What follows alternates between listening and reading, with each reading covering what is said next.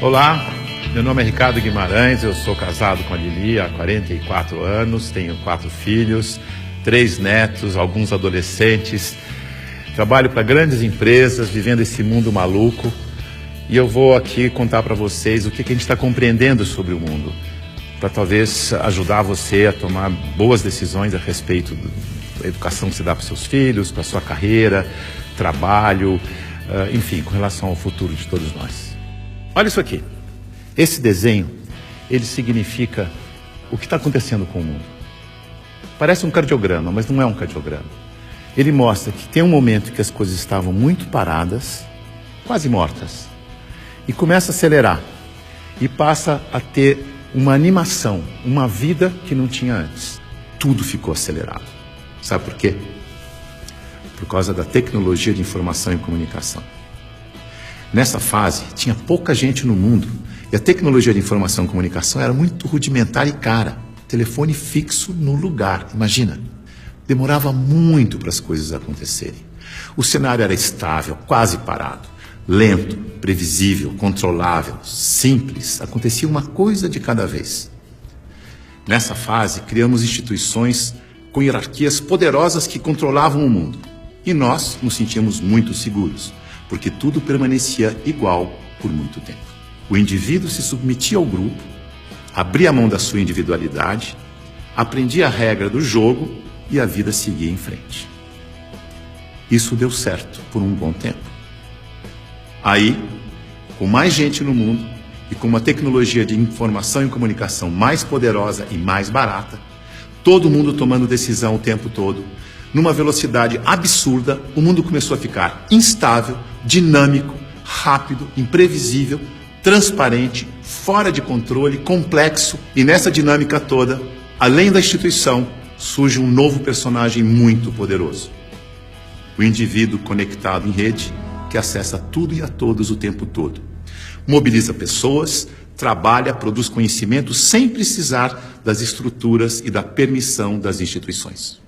Aquelas instituições hierárquicas e controladoras estão tendo que aprender a lidar com esse novo cenário, com esse novo indivíduo mais conectado, mais livre, mais móvel, mais bem informado e crítico. O mundo mudou tanto que pessoas de muito sucesso naquele cenário estão tendo muita dificuldade para manter seus negócios e empregos nos dias de hoje. Eu vou contar a história de um executivo muito importante, de uma organização global, poderosa, que estava tendo problemas enormes.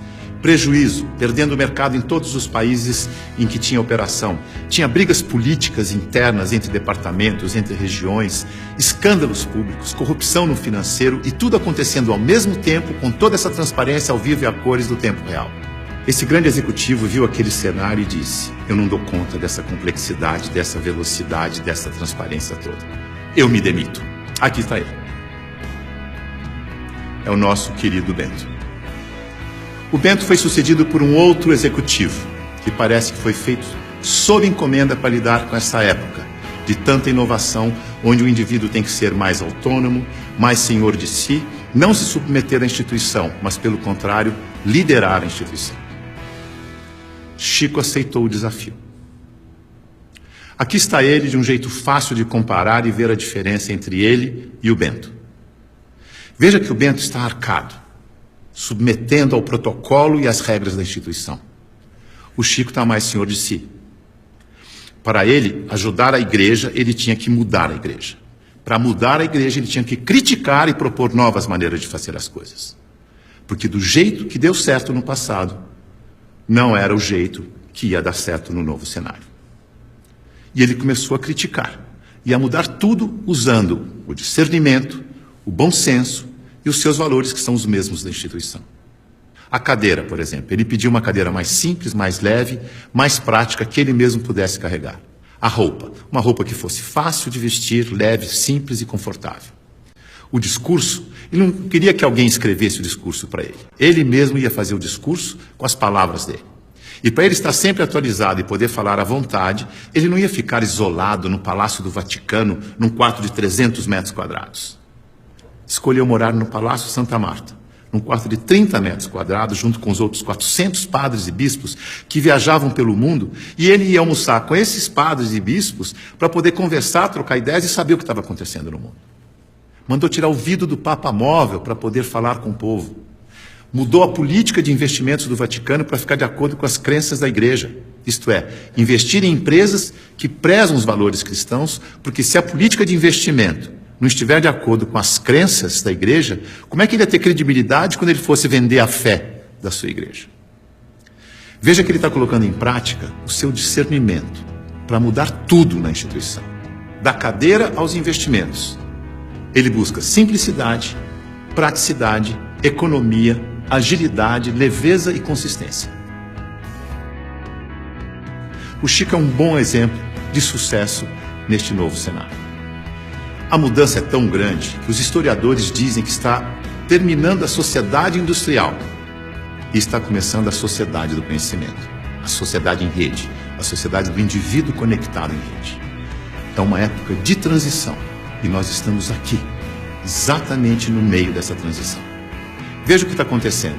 Neste ambiente estático, estável, a boa empresa funcionava como um relógio, uma engrenagem sem vida, isolada do ambiente, tic-tac, tic-tac, tic-tac, onde o empregado era uma peça da engrenagem.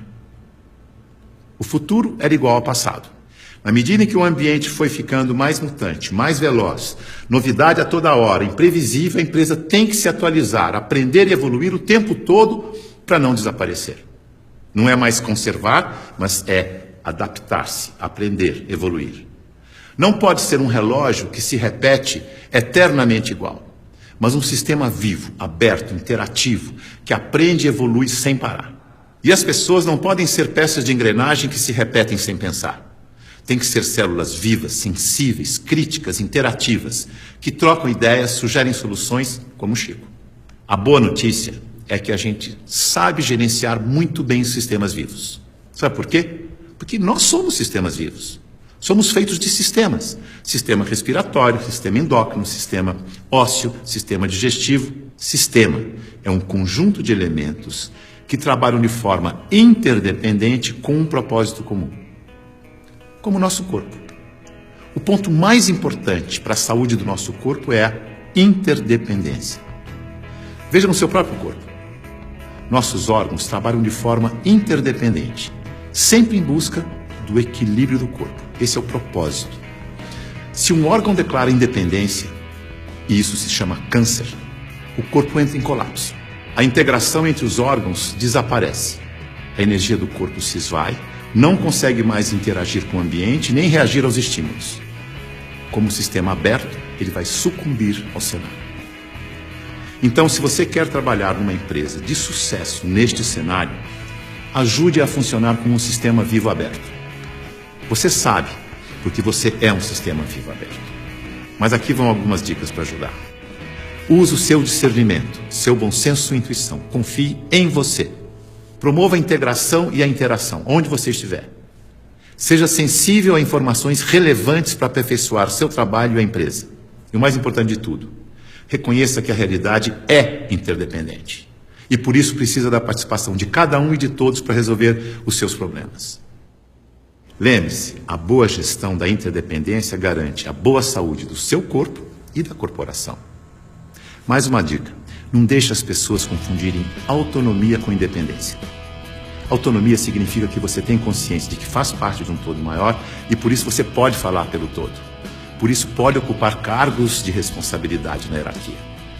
Independência é quando você não se reconhece como parte do todo e olha só para a sua parte, colocando o todo do sistema em risco de colapso.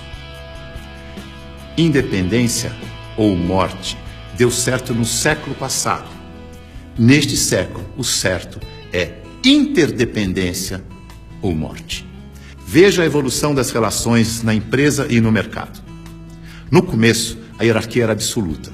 Poucos mandavam e todos obedeciam como crianças obedientes. Não tinha concorrente, mas precisava de canal para vender. Depois, a empresa cresce, a hierarquia permanece, mas as áreas passam a ter seus chefes. As crianças ficaram jovens e, como jovens, andam em tribos. Nós versus eles. As áreas competem o tempo todo porque precisam se afirmar como jovens. Essa é a fase da independência ou morte. No mercado, o concorrente aparece e obriga a empresa a olhar para o consumidor. Hoje, a competição continua, mas vai ter que conviver com a cooperação para sobreviver nesse mundo mais veloz e mutante, em que a interdependência fica cada vez mais importante. Temos que amadurecer como indivíduos e olhar para o nosso interesse pessoal e do todo ao mesmo tempo. O Papa Chico, quando falou do meio ambiente na sua encíclica, ele não falou com os cristãos apenas. Ele falou com todos que vivem neste planeta, que ele chamou de a nossa casa. É isso aí. É nós. Junto e misturado. Essa é a real. Esse é o futuro, com as pessoas mais valorizadas, mais bem informadas e fazendo melhores escolhas para suas vidas. Boa sorte.